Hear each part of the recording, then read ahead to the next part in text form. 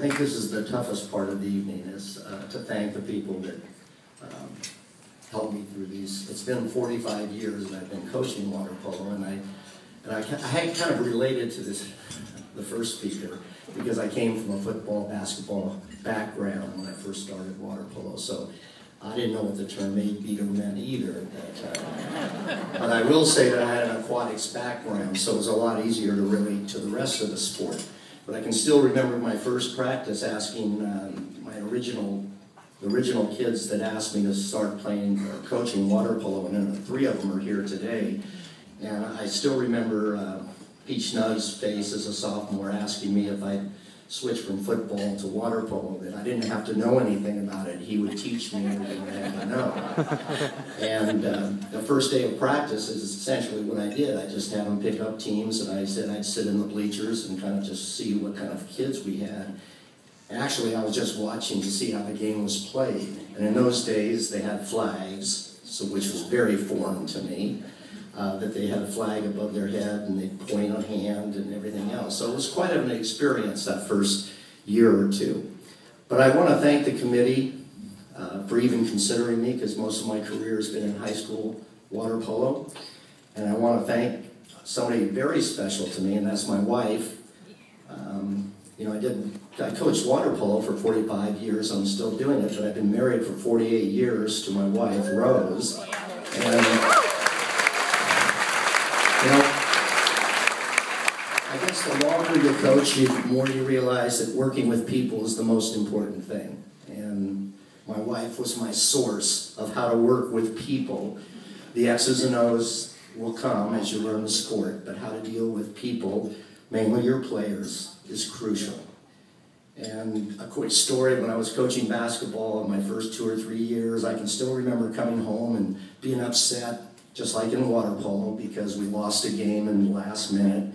And she could tell, and she said, what's bothering you? And I said, you know, my point guard missed these free throws, 1-on-1s in the last 30 seconds, and we lost the game. She just looked up at me and said, do you think he wanted to miss them?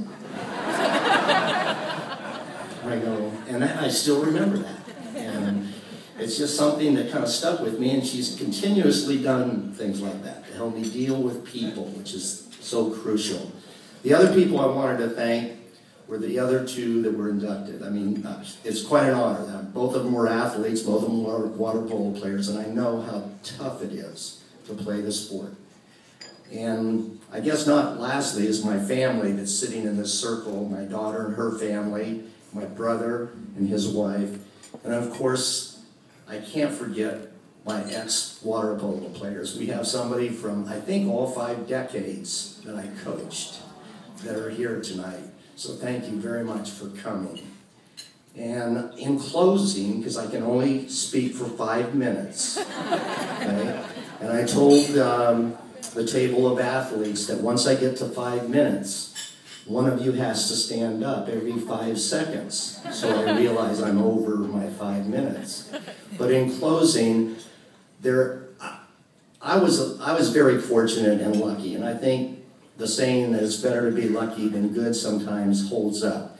When I wanted to start water polo, I had no idea how to play it, but I had 5 or 6 players that ended up playing Division I, 2 of them into the Olympics in '80 and '84.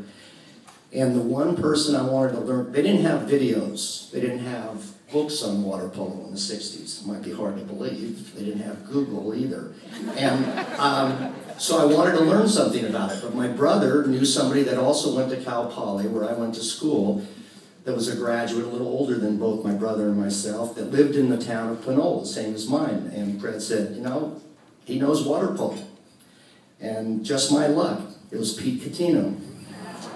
So, you know, and Pete wanted water polo to start in our area, so he was my first mentor, and I coached with him for a couple of years. And 2 of our athletes were Steve Heaston and Doug Arth, 2 of the better minds in water polo. Back in those days, they were players.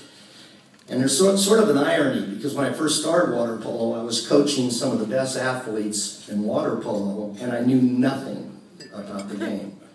Now, 45 years later, I don't know how much I know, but I know more. I'm coaching the beginner water polo. Thanks again.